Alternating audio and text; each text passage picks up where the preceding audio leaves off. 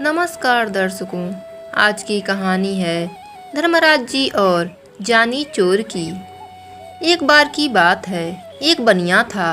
वह धर्मराज जी का परम भक्त था। उसके 3 पुत्र थे। एक बार जब बनिया बीमार हुआ तो उसने तीनों लड़कों को बुलाकर पूछा, तुम लोग क्या क्या करना पसंद करोगे, किस तरह की जिंदगी बिताओगे। बड़े लड़के ने कहा, मैं दुकान से ही गुजारा कर लूँगा। छोटा बोला, कोई अच्छा सा व्यापार कर लूँगा। लल्लू जो कि सबसे छोटा था बोला, मैं तो चोरी करूँगा। एक बार कहीं तगड़ा हाथ पड़ जाए तो बरसों तक कुछ करने की ज़रूरत नहीं पड़ेगी। उसकी बात सुनकर बनिए को बहुत दुख हुआ। वह बोला, बेटा, चोरी करना आसान काम नहीं है। पकड़े गए तो मार मार कर भुर्ता बना दिया जाता है। उसके लिए अक्ल की बड़ी ज़रूरत है। लड़का बोला, इतनी अक्ल तो मुझ में है, चाहो तो परीक्षा ले सकते हैं। बनिए ने कहा, तो तुम्हें दिल्ली जाकर अकबर बादशाह का घोड़ा चुराना होगा, जिसे पिछले दिनों काबुल से मंगाया गया है। यदि 1 हफ्ते के अंदर तुम घोड़े को ले आए तो मुझे विश्वास हो जाएगा कि तुम्हारे में अक्ल की कमी नहीं है। अच्छा कहकर लल्लू उसी वक्त दिल्ली के लिए रवाना हो गया। शहर के चारों तरफ कड़ा पहरा था। वह बाहर सड़क पर रुक गया और सोचने लगा, अंदर कैसे चला जाए। कुछ देर बाद उसने एक नाई को आते हुए देखा। पास आने पर पूछा, भाई कहाँ जा रहे हो। नाई ने बताया कि वह रोज हजामत करने शहर जाता है, यही उनका धंधा है। पूछा, तुम कौन हो। लड़का बोला कि मुझे जानी राम कहते हैं और मैं भी इस शहर में जाना जाता हूँ।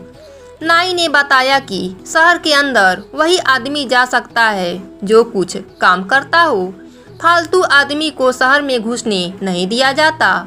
सुनकर जानी राम सोचने लगा, कैसे शहर में घुसा जाए। नाई से वह बोला, अच्छा भाई, मैं वापस ही लौट जाऊंगा, लेकिन मेरी हजामत तो बना दो। नाई ने उसकी बात मान ली। बोला, बैठ जाओ। जानी राम बैठ गया, किंतु पानी न होने के कारण हजामत कैसे बनती। तभी जानी राम ने दूर एक तालाब की ओर इशारा किया। बोला, वहां से पानी का कटोरा भर लाओ। नाई ने अपनी पेटी वहीं रख दी और पानी लेने चला गया। अब क्या था, जानी राम ने पेटी को कंधे पे टांगा और अपने को नाई बताकर तेजी से शहर के अंदर घुस गया। शहर पहुंचकर वह एक भटियारी के पास रहने लगा। धीरे धीरे उसने भटियारी को काबूल में कर लिया। उसने बोला, अगर तुम होशियारी से मेरा काम करती रहेगी तो तुम्हें रोज एक असरफी दूंगा। बुढ़िया राजी हो गई तो उसने बताया कि आज से मेरा नाम जानी चोर है। किसी को पता नहीं चलना चाहिए कि जानी चोर कहाँ रहता है। अगले दिन उसने एक पर्चा लिखकर उस बुढ़िया को दिया। उसे ले जाकर दरबार में डालने को कहा। पर्चे में लिखा था, बादशाह सलामत, जानी चोर इस शहर में आ चुका है। वह आपके काबुली घोड़े को चुरा लेगा। बुढ़िया ने वह पर्चा अपने तोते को दिया और तोता उसी वक्त पर्चे को दरबार में डाल आया। बादशाह ने पर्चा पढ़ा तो चकित रह गया। जानी चोर की यह हिम्मत, ससुरे को घोड़े की पूंछ से न बंधवा दिया तो कहना। बादशाह ने ऐलान कर दिया कि आज रात जो हमारे घोड़े को रखवारी करेगा उसे 500 रुपए इनाम में मिलेगा। इनाम की बात सुनकर एक लालची सुनार दरबार में पहुंचा और घोड़े की रखवारी का काम ले लिया। बुढ़िया से जानी चोर को मालूम हुआ कि सुनार ने घोड़े की रखवारी की जिम्मेदारी ली है, तो उसने बुढ़िया से पूछा, सुनार के घर में कौन कौन है। बुढ़िया ने बताया कि उसके माता पिता, भाई बहन सभी हैं। उसका एक लड़का जवान है जो नौकरी करने प्रदेश गया है और कई वर्षों से घर नहीं लौटा। जानी चोर खुश होकर बुढ़िया से बोला कि अब काम बन जाएगा। तू लोहा, पीतल और गिलट के कुछ टुकड़े जमा कर उसकी एक पोटली बना ले। बाहर से सुंदर रेशमी कपड़ा लपेट देना। बुढ़िया ने वैसा ही किया। शाम के वक्त जानी चोर ने पोटली बगल में रखी और सुनार के घर जा पहुंचा। उस रात घर पर सुनार की घरवाली और लड़के की बहू थी। जानी चोर ने दरवाजा खटखटाया और माँ को पुकारा। सुनार की घरवाली बुढ़िया हो चुकी थी, आंखों से साफ साफ दिखाई नहीं देता था। आवाज सुनते ही उठ बैठी, बहू को भी जगा दिया। अरे मेरा सुमेर आ गया। बहू उठ देख तो इतने दिनों के बाद सुमेर लौटा है। बहू भी उठ खड़ी हुई। माँ ने बेटे को गले लगाया, बोली अब तो मेरी आवाज, रंग रूप सब कुछ बदल गया मेरे लाल। हाँ माँ, 12 वर्ष तो हो गए, तुम भी बदली बदली सी लग रही हो। पास ही बहू घूंघट काढ़े खड़ी थी। जानी चोर ने पिता के बारे में पूछा। मालूम हुआ कि वह आज पहरे पे गए हैं। शहर में जानी चोर आया है। वह बादशाह के घोड़े को चुराना चाहता है। रात में बहू ने बढ़िया खाना बनाकर उसे खिलाया। माँ अपने कमरे में सो गई। वह भी बहू के साथ कोठे पर जा पहुंचा। देर तक उन दोनों में बातचीत होती रही। अंत में बहू ने पूछा, अपने माता पिता के लिए तुम बहुत सा रुपए कमा कर लाए हो, मेरे लिए भी कुछ लाए हो? जानी चोर मुस्कुराया और पोटली को खनखनाता हुआ बोला, यह देखो, इस बार तुम्हारे लिए बहुत कुछ लाया हूँ। उन चीजों से बढ़कर है जो कि तुम अपने मायके से लाई हो। जरा लाना तो उन चीजों को, इसके मुकाबले भी हैं या नहीं? बहू प्रसन्न हुई, अपने सारे जेवर लाकर रख दिया। तभी उसे याद आया, बोली अपना 9 लखा हार तो मैं लाई ही नहीं, वह दूसरे कोठे पे रखा है। ठहरो, मैं उसे भी लेकर आती हूँ। कहकर वह दूसरे कोठे पर जा पहुँची।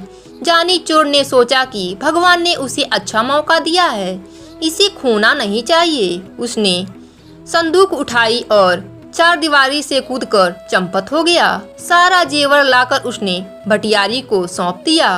अगले दिन घर लौटने पर जब सुनार को इस बात का पता चला तो उसकी बोलती बंद हो गई। कहाँ 500 के इनाम मिलने की खुशी थी और कहाँ हजारों की चंपत हो गई। उसने सोचा कि यह जानी चोर का ही काम है। वह रोता तड़पता बादशाह के दरबार में जा पहुंचा और अपनी बात सुनाई। सुनकर बादशाह को आश्चर्य हुआ। सोचने लगा, चोर ही नहीं, वह साथ साथ उत्साह भी है। किस तरह उसने अपने घोड़े की रक्षा की जाए। दूसरे दिन फिर बादशाह के घर में चिट्ठी आ गिरी। इसमें भी घोड़े को चुराने की बात लिखी थी। चिट्ठी पढ़कर बादशाह ने घोड़े पर कड़ी निगरानी रखने को कहा। इनाम की राशि 500 से बढ़ाकर 1000 कर दी गई। इस बार घोड़े की रखवाली के लिए कोई तैयार न हुआ। लोग सोचने लगे, कहीं इनाम के चक्कर में घर का माल ही न उड़ जाए।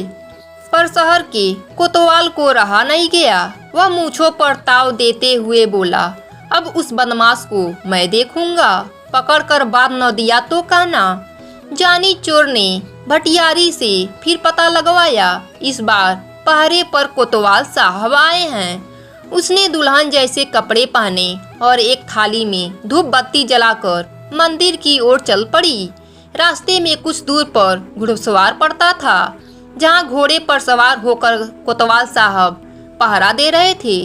रात के समय एक सुंदर स्त्री को अपने पास से गुजरते हुए जब कोतवाल ने देखा तो रोक कर पूछा, इस आधी रात में किसकी पूजा करने जा रही हो? औरत घूंघट निकालकर बोली, ठाकुर जी की पूजा करने आई हूँ। कोतवाल बोला, मैं भी तो ठाकुर हूँ। औरत हंसी के रूप में बोली, हटो जी, क्यों मजाक करते हो? कोतवाल बोला, मजाक नहीं, सच कहता हूँ। तुम ठाकुर की पूजा करने चली हो, जबकि ठाकुर स्वयं तुम्हारी पूजा करना चाहता है।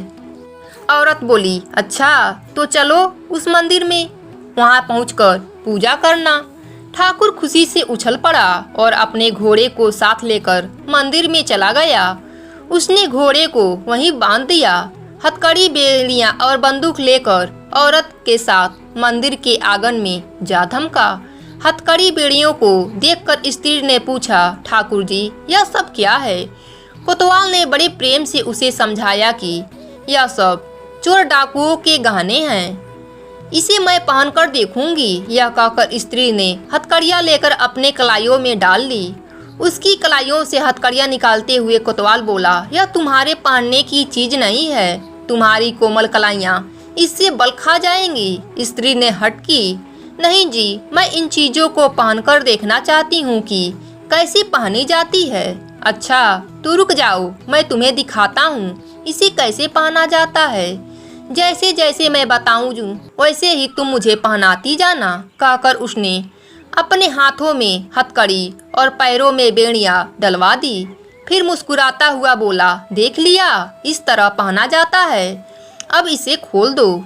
कोतवाल की बात सुनकर स्त्री जोर से हंस दी। उसने अपनी नकली वेशभूषा को उतारकर अलग कर दिया और बंदूक उठाकर कोतवाल की छाती पर रख दी। पूजा करोगे बरखुदार, जानी चोर की पूजा करना चाहते हो, क्या समझा, आसान है। जानी चोर का रूप देखकर कोतवाल के होश उड़ गए। गिड़गिड़ाता हुआ बोला, भाई इस बार मुझे माफ कर दो, आगे से तुम्हारे रास्ते में मैं नहीं आऊँगा। किंतु जानी चोर कब सुनने वाला था। उसने कोतवाल को एक रस्सी से बांध दिया और उसके मुंह में कपड़ा ठूसकर घोड़े पर बैठाया और बादशाह के महल के आगे फेंक कर चंपत हो गया। सवेरा होते ही शहर में हलचल मच गई। जानी चोर ने कोतवाल की वह दशा बनाई जो आज तक कभी किसी ने नहीं बनाई थी। लोग जानी चोर के नाम से थर थर कांपने लगे। दरबारियों को लगा अब उसके हाथ से घोड़े को बचाना मुश्किल है। दाव लगने पर वह घोड़े को अवश्य ही उड़ा लेगा। दरबार में फिर पर्चा आ गिरा जिसमें काबुली घोड़े को जल्दी ले भागने की बात लिखी हुई थी। इस बार 5,000 रुपये इनाम रखने पर भी कोई रखवाली के लिए तैयार नहीं हुआ। बादशाह को बड़ी चिंता हुई कि इस बार घोड़े की रक्षा कैसे की जाए, जानी चोर को जिंदा कैसे पकड़ा जाए। कोई उपाय न सूझा तो बादशाह ने स्वयं निश्चय किया कि वे अपने घोड़े को चोर से बचाएंगे। सोचकर बादशाह उसी काबुली घोड़े पर बैठकर पहरा देने लगे। जानी चोर ने पता लगाया कि इस बार स्वयं बादशाह पहरे पर हैं। वह एक बुढ़िया का रूप बनाकर मंदिर वाली सड़क पर जा बैठा और चक्की आगे रखकर अनाज पीसने लगा। सड़क के किनारे बुढ़िया को अनाज पीसते हुए देखकर बादशाह ने पूछा, इस वक्त किसके लिए अनाज पीस रही हो। बुढ़िया हाँफती हुई बोली, क्या करूं सरकार, बुढ़ापा बहुत बुरा है और उससे भी बुरी चीज है गरीबी। दिन में मोहल्ले के बच्चे पगली कहकर चिढ़ाते हैं, इसलिए रात में यहाँ आकर काम करती हूँ। अभी अभी एक सिपाही आया था, पीसने के लिए गेहूँ दे गया है, अभी आकर ले जाएगा। यह सुनकर बादशाह घोड़े से उतर पड़ा। पूछा, क्या नाम था उस सिपाही का। बुढ़िया ने माथे से पसीना पोंछा, बोली, नाम तो सरकार वह जानी जानी कुछ बता रहा था। बादशाह को विश्वास हो गया कि वही जानी चोर है। बादशाह ने बुढ़िया से पूछा, वह कितनी देर में लौटेगा। बुढ़िया बोली, आता ही होगा सरकार।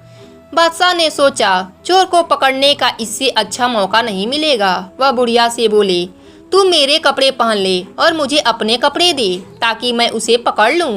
वह सिपाही नहीं चोर है, मैं उसे पकड़कर बादशाह के पास ले जाऊंगा। बादशाह ने अपने कपड़े पहनाकर उसे मंदिर के आंगन में भेज दिया, साथ ही अपना काबुली घोड़ा भी उसे हवाले कर दिया। स्वयं उसने बुढ़िया के फटे पुराने कपड़े पहन लिए और सड़क के किनारे बैठकर चक्की घुमाने लगा। हाथ में घोड़ा आते ही जानी चोर फूला न समाया। वह तुरंत घोड़े पर चढ़ा और एड़ लगाते हुए बोला, बादशाह सलामत, तुम चक्की पीसते रहो। जानी चोर यह भागा। बादशाह ने आवाज सुनी तो कलेजा धकरा गया, हाथ से चक्की छूट गई। वाह रे जानी चोर, तू तो अक्ल का पुतला निकला। उधर जानी चोर बादशाह के पोशाक में घर पहुंचा तो बनिए को विश्वास हो गया। बोला, बेटा अब तुम चोरी कर सकते हो, किंतु याद रखना गरीब को कभी परेशान न करना।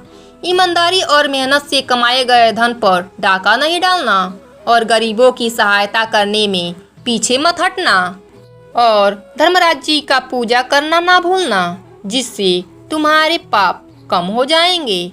अब जाओ, राजा जी का घोड़ा वापस कर दो।